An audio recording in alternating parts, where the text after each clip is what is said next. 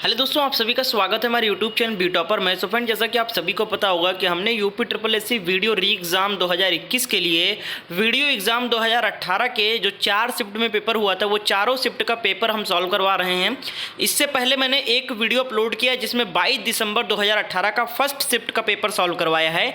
जिन लोगों ने नहीं देखा है, आई बटन पर या फिर लिंक आपको डिस्क्रिप्शन में दे दूंगा, देख सकते हैं, या फिर चैनल पर भी जाकर आप उसको देखिएगा। वो पेपर आपका फर्स्ट शिफ्ट का था और आज हम 22 दिसंबर 2018 का सेकंड शिफ्ट का पेपर देखेंगे। ये हो जाने के बाद में कल हम करेंगे इसी वक्त 1 बजे 23 दिसंबर 2018 को first shift and second shift. उसके बाद तीसरे दिन हम सेकंड शिफ्ट करेंगे। तो इस तरीके से हम चारों शिफ्ट करने वाले हैं। ये हमारा सेकंड शिफ्ट है 22 दिसंबर का, और कल और परसों हम 23 दिसंबर का फर्स्ट और सेकंड शिफ्ट करेंगे।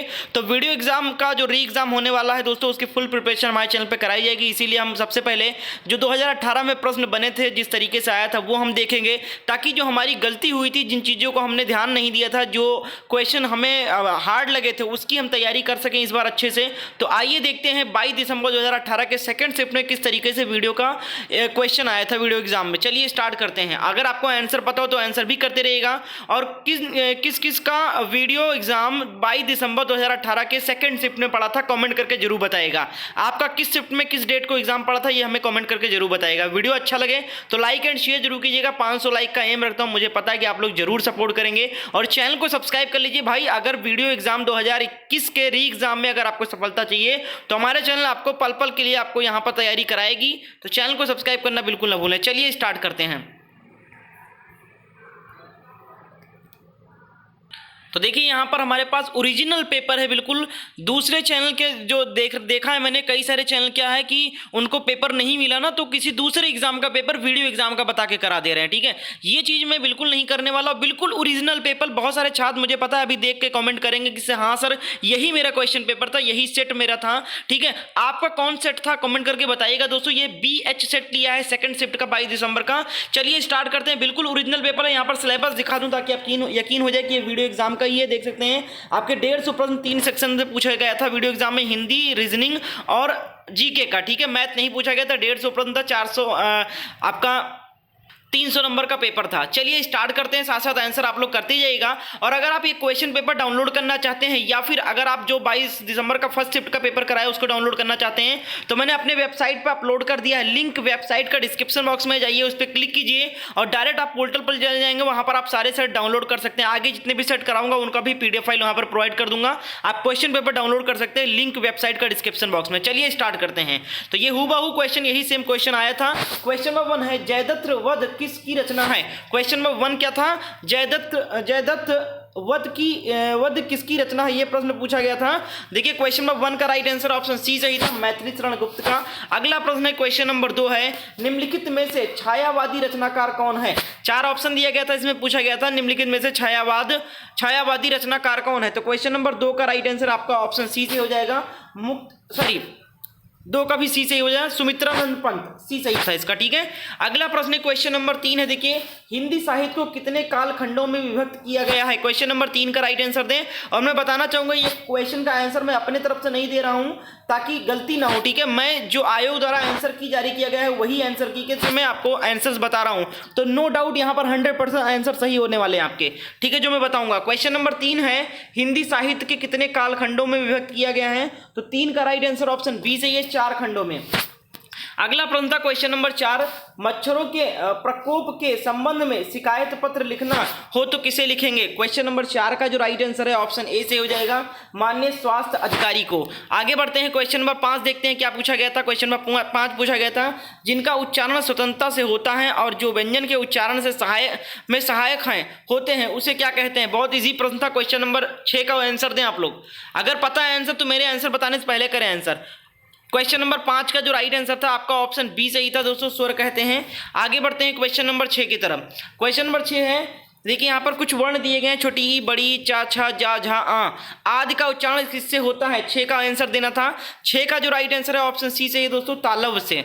अगला प्रश्न क्वेश्चन नंबर 7 था, एक से अधिक वर्णों के मेल को क्या कहते हैं? तो 7 का राइट आंसर ऑप्शन ए से हो जाएगा, अक्षर कहते हैं। अगला प्रश्न था क्वेश्चन नंबर 8, निम्नलिखित शब्दों में से स्वर संधि को पहचानिए। तो 8 का राइट आंसर क्या हो जाएगा? क्वेश्चन नंबर 8 का ए ऑप्शन से हो जाएगा, पुस्तकालय। अगला है, देखते हैं क्वेश्चन नंबर 9 क्या था, मुंबई में गगनचुंबी इमारतें बहुत हैं, रेखांकित शब्द में कौन सा समास है? तो गगनचुंबी कई बार मैंने कराया है। 9 का राइट आंसर ऑप्शन ए से ही हो जाएगा, तत्पुरुष समास है, ये पूछा गया था प्रश्न। आगे बढ़ते हैं, क्वेश्चन नंबर 10 है, हमें अपशब्द नहीं बोलना चाहिए, व्याकरण की दृष्टि से रेखांकित शब्द क्या है? क्वेश्चन नंबर 10 का राइट आंसर क्या हो जाएगा? क्वेश्चन नंबर 10 का राइट आंसर ऑप्शन सी से हो जाएगा, उपसर्ग। ठीक है, अगला है क्वेश्चन नंबर 11, देखिए, अफसोस मैं नहीं जा सका, रेखांकित शब्द का अवयव का प्रकार क्या है? क्वेश्चन नंबर 11 का जो राइट आंसर था ऑप्शन बी सही था, शोक सूचक अवयव। दोस्तों 150 प्रश्न जो पूछा गया था वो पूरा पेपर एक ही वीडियो में कराना चाहता हूं, इसीलिए मैं फास्ट करा रहा हूं, ठीक है, ताकि आपका क्लास लंबा ना बने। आगे बढ़ते हैं, क्वेश्चन नंबर, देखिए 11 का आंसर बता दिया मैंने, बी से हो जाएगा, शोक सूचक। अगला है क्वेश्चन नंबर 12, क्या देखे पूछा गया था, निम्नलिखित शब्दों में से तत्सम शब्द पहचानिए। 12 का राइट आंसर क्या हो जाएगा? तो 12 का बी से हो जाएगा, कुक्कुर। कुक्कुर जो है ये तत्सम शब्द हो जाएगा, कुत्ते को तत्समय संस्कृत में कुक्कुर कहते थे। अगला है क्वेश्चन नंबर 13 है, निम्नलिखित शब्दों में से तद्भव शब्द पहचाने। बताएं 13 का राइट आंसर क्या था? 13 का जो राइट आंसर हो जाएगा ऑप्शन ए से ही हो जाएगा, आलस। आलस जो है आपका तत्सम शब्द है, अगला तद्भव शब्द है। अगला प्रश्न है क्वेश्चन नंबर 14, निम्नलिखित शब्दों में से अर्ध तत्सम शब्द को पहचानिए। 14 का राइट आंसर क्या था? 14 का आपका ऑप्शन नंबर बी सही था, दई।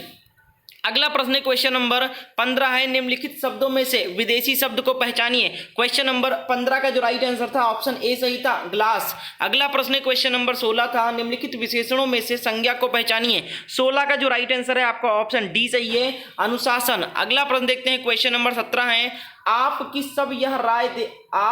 सब राह देख रहे हैं, रेखांकित शब्द को में शब्द कौन सा सर्वनाम है? आप कौन सा सर्वनाम है? 17 का जो राइट आंसर था आपका ऑप्शन नंबर डी सही था, निजवाचक सर्वनाम। अगला प्रश्न था क्वेश्चन नंबर 18, निम्नलिखित शब्दों में से विशेषण को पहचानिए। 18 का राइट आंसर दे दोस्तों, और मेरा प्रयास अगर आपके लिए फायदेमंद और हेल्पफुल लगे तो प्लीज़ इस वीडियो को लाइक कीजिएगा और एक अच्छा सा कमेंट जरूर कीजिएगा, भले थैंक्स ही बोल दीजिएगा, बहुत अच्छा लगता है आप लोगों का मैसेज देख के, कमेंट देख के। 18 का राइट आंसर ऑप्शन बी सही था, नैतिक। अगला प्रश्न है क्वेश्चन नंबर 19 है, उसे धीरे धीरे लिखने की आदत है, रेखांकित शब्द क्या है? धीरे धीरे। तो 19 का राइट आंसर क्या हो जाएगा? ऑप्शन ए है, क्रिया विशेषण। अगला प्रश्न क्वेश्चन नंबर 20 था, वह पढ़ता है लेकिन बात भी बहुत करता है, व्याकरण की दृष्टि से रेखांकित शब्द को पहचानिए। तो 20 का जो राइट आंसर था ऑप्शन बी सही था, अव्यव है, लेकिन जो है अव्यव है। अगला प्रश्न क्या था देखते हैं, क्वेश्चन नंबर 21, रवि है वह घर पर ही रहेगा, सॉरी माफ कीजिएगा ध्यान नहीं दिया, रविवार है वह घर पर ही रहेगा, रेखांकित शब्द को पहचानिए। 21 का जो राइट आंसर है ऑप्शन सी से हो जाएगा, निपात है। क्या है? निपात है ये। आगे बढ़ते हैं, क्वेश्चन नंबर 22 है, आकाश में चंद्रमा चमक रहा है, रेखांकित में पर्यायवाची नहीं है। आकाश में चंद्रमा चमक रहा है तो रेखांकित आकाश का पर्यायवाची कौन सा नहीं है बताना है। 22 का जो राइट आंसर था आपका ऑप्शन सी सही था, रसाल। रसाल जो है ये आम का पर्यायवाची होता है, ठीक है। तो यहाँ पर पूछा गया था आकाश का, नभ, व्योम, गगन ये सभी आकाश के पर्यायवाची होते हैं। अगला है 23 नंबर देखते हैं, संतोष, महाधन, रेखांकित शब्द का सटीक विलोम क्या होगा? संतोष का विलोम क्या हो जाएगा? तो 23 का जो राइट आंसर था ऑप्शन ए सही था, असंतोष। अगला प्रश्न क्वेश्चन नंबर 24 है, युग्म शब्द के कौन सी जोड़ी सही है? तो यहाँ पर एक दूसरे का विलोम बताया गया है। 24 का जो राइट आंसर है आपका ऑप्शन नंबर सी सही हो जाएगा, अचल और अचला, ये आपका सही है, ठीक है। युग्म शब्द कौन सी जोड़ी सही है? तो न्याय, अन्याय, धारा, धरा, पृथ्वी, मान, अपमान, ठीक है। तो यहाँ पर दोस्तों क्वेश्चन कुछ और पूछा गया था, आंसर कुछ और दिया गया। यहाँ पर ऑप्शन के हिसाब से तो मुझे ये लग रहा है कि यहाँ पर अचल और अचला जो है इसके हिसाब से यहाँ पर कहना चाहिए था युग्म शब्द कौन सी जोड़ी सही नहीं है, ठीक है। हो सकता है मिस्टेक था यहाँ पर, ठीक है। तो कौन सा सही नहीं है? तो यहाँ पर बाकी देख सकते हैं, न्याय का अन्याय विलोम हो गया, धरा का पृथ्वी विलोम हो गया, मान का अपमान विलोम हो गया। तो अचल और अचला इसका मतलब कौन सा सही नहीं है होगा? तो सी वाला ऑप्शन सही था। अगला है क्वेश्चन नंबर 25 है, दूसरों की बातों में दखल देना एक शब्द क्या होगा? क्वेश्चन नंबर 25 का राइट आंसर था आपका ऑप्शन नंबर यहाँ पर ए सही था, हस्तक्षेप। अगला प्रश्न है क्वेश्चन नंबर 26 था, मुंबई के निकट पूना रेखांकित शब्द क्या है? निकट पूना क्या है? तो क्वेश्चन नंबर 26 का जो राइट आंसर है आपका ऑप्शन बी सही था, संबंध सूचक है। अगला है क्वेश्चन नंबर 27 था, माता पिता अपने बच्चों के लिए कड़ी मेहनत करते हैं, तो के लिए जो यहाँ पर है ये रेखांकित शब्द का अर्थ क्या होगा? 27 का जो राइट आंसर है ऑप्शन बी सही है, प्रासर्ग है। अगला प्रश्न था क्वेश्चन नंबर 28, वचन की दृष्टि से कौन सा जोड़ा सही नहीं है? तो 28 का जो राइट आंसर है ऑप्शन डी सही है, सखी और सखियां। ये आपका देखिए लता लताएं एक बहुवचन है, घोड़ा घोड़े बहुवचन है, किताब किताबें बहुवचन है, सखी सखियां ये इसका बहुवचन नहीं हो जाएगा, तो ये आपका सही नहीं है। आगे बढ़ते हैं, क्वेश्चन नंबर 29 था, जिस वाक्य में कर्म के अनुसार क्रिया में परिवर्तन होता है उसे क्या कहते हैं? पूछा गया था। 29 का राइट आंसर ऑप्शन बी सही था, कर्मवाच्य कहते हैं। अगला प्रश्न है क्वेश्चन नंबर 3, निम्नलिखित वाक्यों में से भविष्यतः काल को पहचानिए। तो 30 का जो राइट आंसर था ऑप्शन सी सही था, मैं कल घूमने जाऊंगी। अगला प्रश्न है क्वेश्चन नंबर 31 है, मध्य पुरुष यानी तू का सही बहुवचन होगा। 31 का राइट आंसर क्या हो जाएगा? तो 31 का आपका ऑप्शन बी सही था, यहाँ पर तुम लोग। अगला प्रश्न था क्वेश्चन नंबर 32 है, जिस वाक्य में इसलिए और क्योंकि लेकिन परंतु आदि समुच्चय बोधक शब्द जुड़ते हैं उस वाक्य को क्या कहते हैं? तो 32 का जो राइट आंसर था ऑप्शन ए सही था, संयुक्त वाक्य कहते हैं। अगला प्रश्न क्वेश्चन नंबर 33 है, बच्चे खेल रहे हैं, अर्थ के आधार पर वाक्य का प्रकार बताइए। 33 का राइट आंसर ऑप्शन बी से हो जाएगा, विधान वाक्य है। अगला है क्वेश्चन नंबर 34 है, तुमको मुझे पढ़ाना है, अशुद्ध वाक्य को पहचानिए, किस भाग में अशुद्ध है? तो 34 का राइट आंसर ऑप्शन ए से हो जाएगा, तुमको नहीं तुम्हें मुझे पढ़ाना है। अगला प्रश्न क्वेश्चन नंबर 35 है, मुझे बाहर जाना है, रेखांकित चिन्ह को पहचानिए। ठीक है, तो 35 का जो राइट आंसर हो जाएगा दोस्तों वो है आपका ऑप्शन नंबर ए, यहाँ पर से हो जाएगा। ठीक है, पूर्ण विराम है, ये चिन्ह जो है ये कौन सा विराम है? तो ये पूर्ण विराम है। अगला प्रश्न क्वेश्चन नंबर 36 है, किस पद उपवाग आदि की विशेषता दिखाने के लिए शब्द के नीचे एक रेखा खींचते हैं उसे क्या कहते हैं? 36 का राइट आंसर ऑप्शन बी सही था, अधोरेख चिन्ह। क्या कहते हैं? अधोरेख चिन्ह। अगला था क्वेश्चन नंबर 37 नंबर, देखते हैं क्या था। उसने तो मेरी आंखें खोल दी, रेखांकित मुहावरे का सही अर्थ क्या है? 37 का राइट आंसर आपका ऑप्शन नंबर ए सही था, भ्रम को दूर करना। अगला प्रश्न क्वेश्चन नंबर 38 है, आग लगने पर कुआं खोदना लोकोक्ति का सही अर्थ होगा। 38 का राइट आंसर ऑप्शन बी से हो जाएगा, संकट के समय बचाव के लिए सोचना। अगला प्रश्न क्वेश्चन नंबर 39 है, पृथ्वी ग्रहों तारों आदि का स्थान वाक्यांश के लिए उचित शब्द क्या हो जाएगा? 39 का राइट आंसर ऑप्शन बी सही था, अंतरिक्ष में तीनों मिलते हैं। अगला प्रश्न क्वेश्चन नंबर 40 था, निम्नलिखित में से समानार्थी जोड़ी को स्पष्ट कीजिए। 40 का राइट आंसर ऑप्शन ए सही था, पार्वती महेश्वरी। अगला है क्वेश्चन नंबर 41 है, पूर्वी हिंदी क्षेत्र में कौन सी बोली नहीं बोली जाती है? तो 41 का जो राइट आंसर था ऑप्शन सी सही था, जयपुरी। अगला प्रश्न क्वेश्चन नंबर 42 था, हिंदी भाषा राज्य के अंतर्गत कौन सा राज्य नहीं है? तो 42 का राइट आंसर आपका ऑप्शन डी सही था, महाराष्ट्र में मराठी बोली जाती है, हिंदी के अंतर्गत नहीं आता है। अगला है 43 नंबर, रामचरितमानस के रचयिता कौन है? क्वेश्चन नंबर 43 का आंसर देना है, तो 43 का जो राइट आंसर हो जाएगा वो है आपका ऑप्शन नंबर यहाँ पर ए सही हो जाएगा, गोस्वामी तुलसीदास जी। अगला प्रश्न क्वेश्चन नंबर 44 है, अंग्रेजी का अनुवाद सही अनुवाद स्पष्ट कीजिए। Disaster to environment is the biggest problem. Question number 44 का राइट आंसर ऑप्शन बी सही था, पर्यावरण को हानि पहुंचाना आज की बड़ी समस्या है। आगे हैं, देखते हैं क्वेश्चन नंबर 45 क्या था, शिक्षा मनुष्य जीवन की नींव है, सही अनुवाद लिखिए। क्वेश्चन नंबर 45 का राइट आंसर दें, 45 का राइट आंसर आपका ऑप्शन नंबर बी सही हो जाएगा, education is the foundation of our life. अगला क्वेश्चन है क्वेश्चन नंबर, देखिए गद्यांश को पढ़कर पूछे गए प्रश्नों को उत्तर दीजिए। हिंदी साहित्य इतिहास के 4 भागों में बांटा गया है। ठीक है, आदिकाल, भक्तिकाल, रीतकाल, आधुनिक काल। अब आगे पढ़ते हैं, देखिए यहाँ पर भक्तिकाल के संत कवि सूरदास जी को कौन नहीं जानता?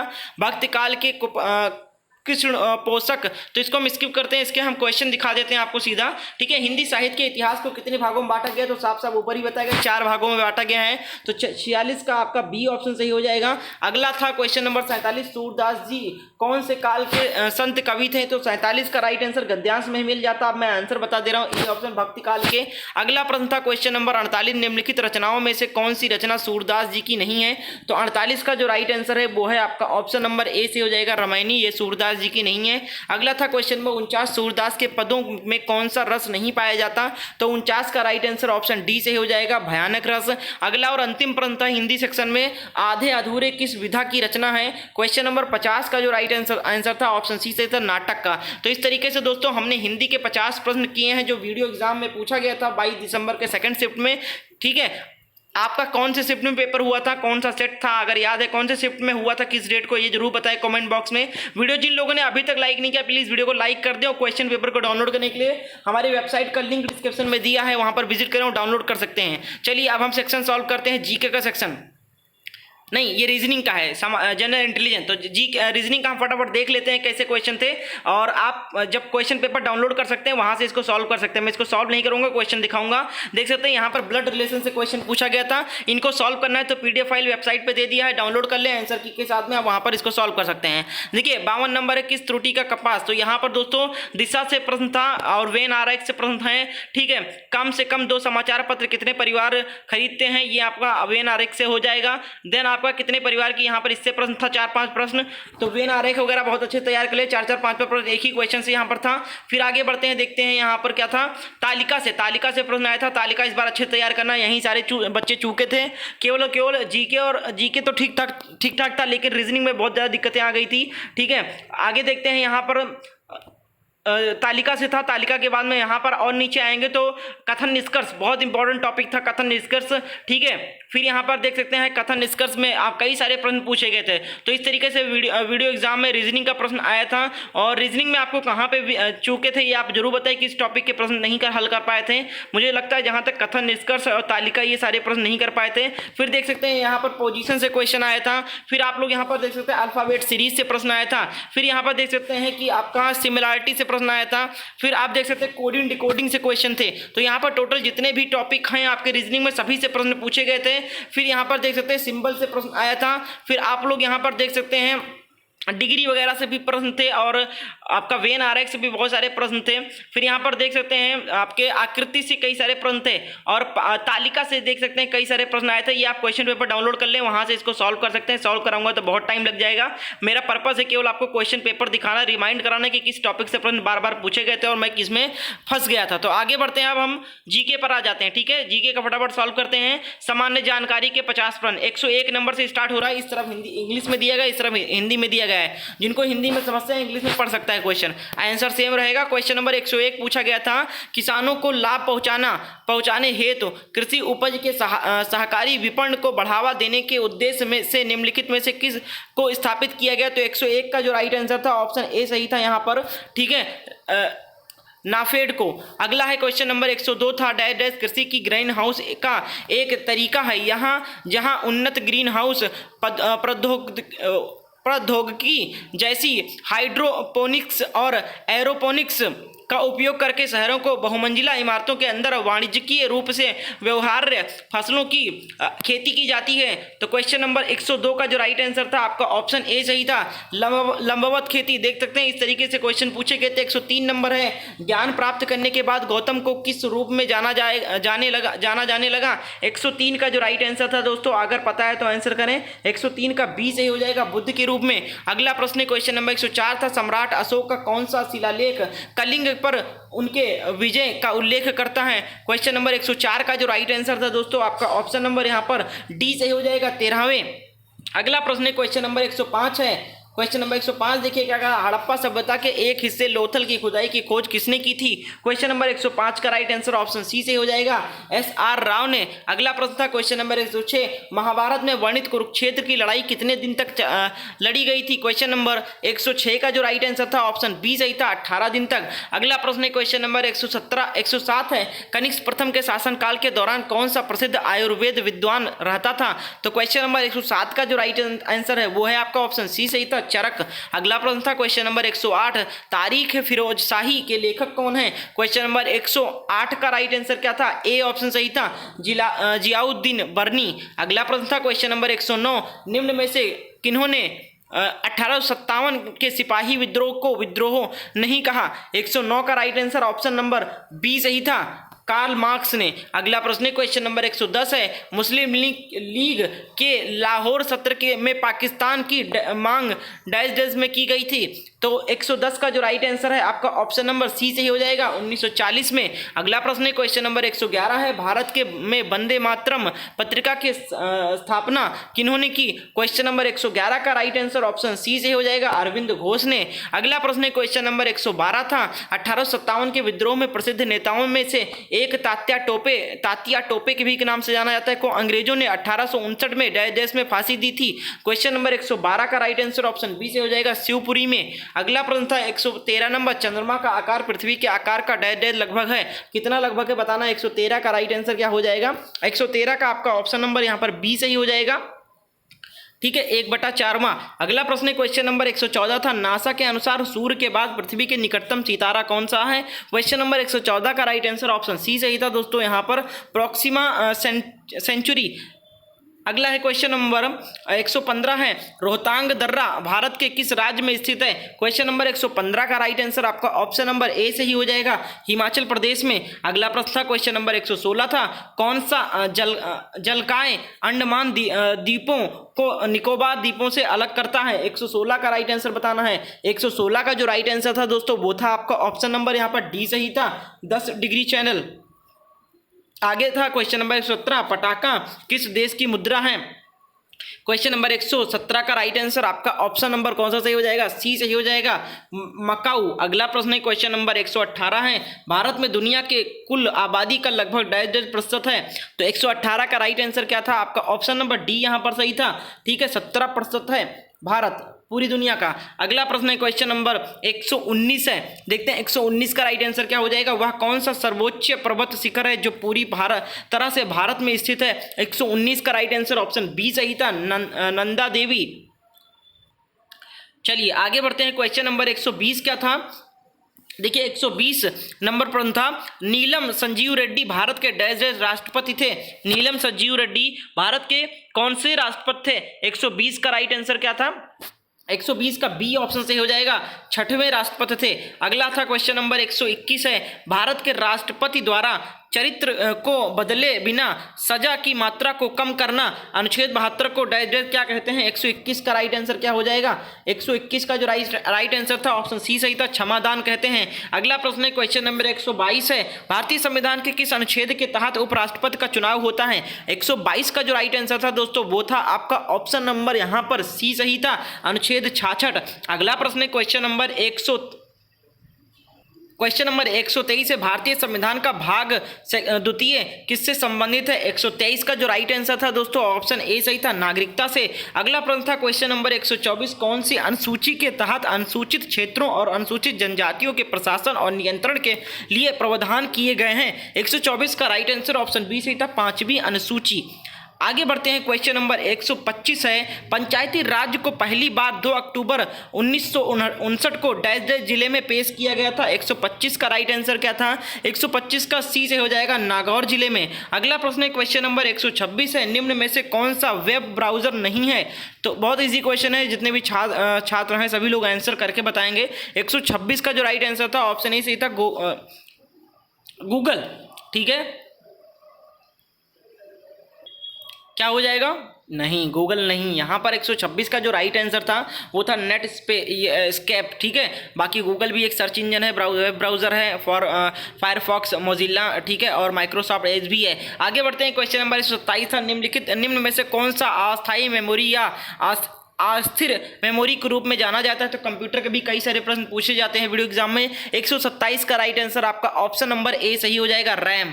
अगला प्रश्न था क्वेश्चन नंबर 128 था, 1 गीगाबाइट कितने मेगाबाइट बाइनरी के बराबर है? क्वेश्चन नंबर 128 का राइट आंसर क्या हो जाएगा? ए ऑप्शन से हो जाएगा, 124। अगला प्रश्न क्वेश्चन नंबर 129 है, माइक्रोसॉफ्ट वर्ड में डैश डैश टैब में सबसे अधिक उपयोग की जाने वाली जैसे कि फ़ॉन्ट और फ़ॉन्ट विशेषताओं को बदलने अनुच्छेद अनुच्छेदों को अनुकूलित करने, शैलियों का उपयोग करने और पाठ को ढूंढने और बदलने के लिए उपकरण की विशेषताएं होती हैं। क्वेश्चन नंबर 129 का जो राइट आंसर है वो है आपका ऑप्शन नंबर ए, यहाँ पर से हो जाएगा होम। अगला प्रश्न है क्वेश्चन नंबर 130 था। 1943 में डब्ल्यू मांचली और जे प्रेस्पर इकार्ट द्वारा बिना किसी भी यांत्रिक हिस्सों के बनाया गए पहला कंप्यूटर को क्या कहा गया था? क्वेश्चन नंबर 130 का जो राइट आंसर था आपका ऑप्शन नंबर ए सही था। अगला प्रश्न है क्वेश्चन नंबर 131 है। 131 नंबर क्वेश्चन था, उत्तर प्रदेश में कौन से शहर को चर्मोद्योग की राजधानी के रूप में जाना जाता है? 131 चर्म उद्योग के रूप में जाना जाता है, तो आप सभी को पता है 131 का आपका बी से हो जाएगा कानपुर। अगला प्रश्न है क्वेश्चन नंबर 132 है। दिवाली के दौरान बुंदेलखंड के अहिर समुदाय द्वारा कौन सा नृत्य किया जाता है? 132 का जो राइट आंसर था दोस्तों आपका ऑप्शन नंबर बी यहाँ पर सही था, पाई डंडा। अगला प्रश्न है क्वेश्चन नंबर 133 है। सफेद धागे का उपयोग करके कपड़े पर की गई प्रसिद्ध कढ़ाई को क्या कहा जाता है? 133 का राइट आंसर दीजिए। 133 का राइट आंसर, जितने भी छात्र लखनऊ से उनको पता होगा, 133 का राइट आंसर आपका ऑप्शन नंबर ए से हो जाएगा, चिकनकारी। अगला प्रश्न है क्वेश्चन नंबर 134 है। दिए गए विकल्पों में से गलत जिला मुख्यालय वाली जोड़ी कौन सी है? क्वेश्चन नंबर 134 में दिया गया, एक तरफ जिला दिया गया, एक तरफ उनके हेडक्वार्टर यानी मुख्यालय दिए गए हैं, तो कौन सा जोड़ी गलत है? 134 का जो राइट आंसर था ऑप्शन डी सही था, कौशाम्बी का वैशाली नहीं है। अगला है क्वेश्चन नंबर 135 है। उत्तर प्रदेश में निम्न में से कौन से जिले की सीमा मध्य प्रदेश के साथ साझा नहीं करती? क्वेश्चन नंबर 135 का जो राइट आंसर है आपका ऑप्शन नंबर यहाँ पर डी सही हो जाएगा, अलीगढ़। अगला प्रश्न है क्वेश्चन नंबर 136 है। नीति आयोग द्वारा शुरू किए गए रैंकिंग तंत्र में उत्तर प्रदेश के कितने जिलों को महत्वाकांक्षी के रूप में पहचाना गया है? 136 का राइट आंसर क्या हो जाएगा? देखिए 136 का जो राइट आंसर हो जाएगा ऑप्शन ए सही था, 8। अगला प्रश्न है क्वेश्चन नंबर 137 था। जनवरी 2018 में गौतम बुद्ध विश्वविद्यालय नोएडा में आयोजित 22वें राष्ट्रपति युवा समारोह का विषय क्या था? 137 का जो राइट आंसर है, ये करंट अफेयर से क्वेश्चन था, तो आपको 2020 और 21 का करंट अफेयर पढ़ना है। 137 का ए ऑप्शन सही था, संकल्प से सिद्धि। अगला है क्वेश्चन नंबर 138 था। उत्तर प्रदेश सरकार द्वारा शुरू किया गया दस्तक अभियान निम्न में से किससे संबंधित है? तो ये सारे करंट अफेयर से क्वेश्चन था, 2018 के करंट अफेयर से रिलेटेड थे, तो आपको 2020 और 21 का पढ़ना है। 138 नंबर का राइट आंसर बता दे रहा हूं, ए ऑप्शन सही था, जापानी एनसेफेलाइटिस का उन्मूलन। अगला प्रश्न है क्वेश्चन नंबर 139 था। कौन सा विकल्प उत्तर प्रदेश शहर से उन नदियों के साथ मेल खाता है जिनके किनारे वे शहर स्थित हैं? तो 139 का जो राइट आंसर है वो है आपका ऑप्शन नंबर क्या हो जाएगा? 139 का बी वाला सही था।